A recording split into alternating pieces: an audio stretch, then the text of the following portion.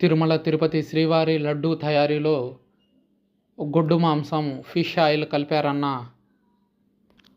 వార్త ప్రస్తుతం దేశవ్యాప్తంగా సంచలనం సృష్టిస్తున్న విషయం తెలిసిందే. దీనిపై AP deputy CM Pawan Kalyan తీవ్ర ఆగ్రహం వ్యక్తం చేశారు. గత ముఖ్యమంత్రి వైఎస్ జగన్మోహన్ రెడ్డిని ఉద్దేశించి చర్చు లేదా మసీదులలో ఇలాంటివి జరిగితే జగన్ ఊరుకునేవాడా? దేవాలయాలు అపవిత్రం చేస్తే చూస్తూ ఊరుకోను. పవన్ కళ్యాణ్ సంచలన వ్యాఖ్యలు. గుంటూరు జిల్లా నంబూరులోని శ్రీ దశావతార వెంకటేశ్వర స్వామి దేవాలయంలో జనసేన అధినేత AP deputy CM Pawan Kalyan ప్రాయశ్చిత్త దీక్ష చేపట్టారు. ఉదయాన్నే దేవాలయానికి చేరుకున్న పవన్ కళ్యాణ్ అనంతరం దశావతార వెంకటేశ్వర స్వామివారికి ప్రత్యేక పూజలు నిర్వహించారు. అనంతరం అర్చకుల వేదమంత్రాల మధ్య శ్రీ దశావతార వెంకటేశ్వర స్వామి దివ్యక్షేత్రంలో పవన్ కళ్యాణ్ మాలధారణ స్వీకరించారు. 11 రోజులు ప్రాయశ్చిత్త దీక్షను పవన్ కళ్యాణ్ చేయనున్నారు.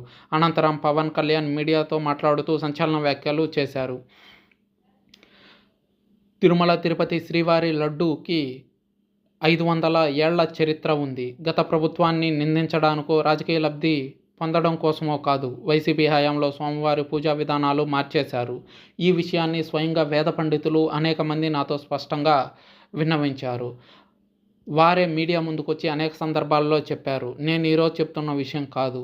శ్రీవాణి ట్రస్ట్ ద్వారా డబ్బులు వసూలు చేశారు. 10,000 వసూలు చేసి రసీదు 500కి ఇచ్చేవారు. వైసీపీ పాలనలో 200కు పైగా దేవాలయాలు ధ్వంసం చేశారు.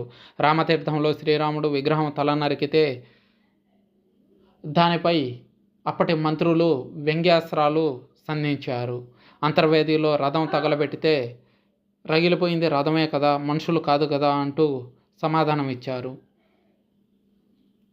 విజయవాడ కనకదుర్గ అమ్మవారి బంగారు సింహాలు దొంగిలించితే దానిపై కనీసం దర్యాప్తు కూడా చేయించలేదు గత ప్రభుత్వం.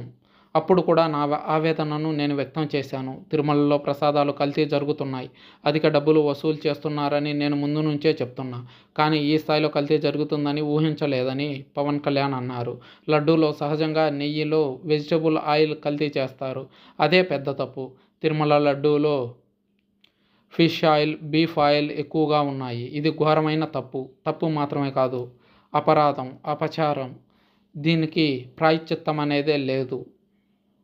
అయోధ్యకు ఇలాంటి బీఫ్, చేప ఆయిల్ కలిపిన 1,00,000 లడ్డూలు వెళ్ళాయి. నేను మాట్లాడేది రాజకీయ లబ్ధి కోసం కాదు. దోషులకు శిక్ష పడాలి. దేవాలయాలు అపవిత్రం చేస్తే చూస్తూ ఊరుకోను. పగ ప్రతీకార ప్రభుత్వం కాదు మాది.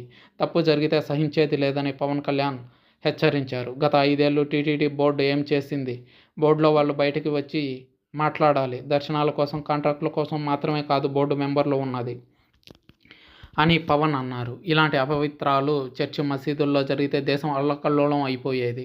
హిందూ దేవాలయాలపై జరిగితే మాట్లాడాలి కదా. కోట్ల మంది హిందువులు అవమానం పాలవుతుంటే గత ప్రభుత్వం చోద్యం చూసింది. చర్చిలో, మసీదులో ఇలాంటివి జరిగితే జగన్ ఊరుకునేవాడా? ఇంత జరుగుతుంటే తిరుమలలో ఉద్యోగాలు ఎందుకు బయటికి చెప్పలేదని పవన్ ప్రశ్నించారు. తిరుమలలో ఉద్యోగులు బయటకు వచ్చి మాట్లాడాలి. టీటీడీ ఉద్యోగులు మహా అపరాధం చేశారు. దీనిపై కేబినెట్ మీటింగ్లో చర్చ జరగాలి. అసెంబ్లీలో చర్చ జరగాలి. పార్లమెంట్లో సైతం చర్చ జరగాలి.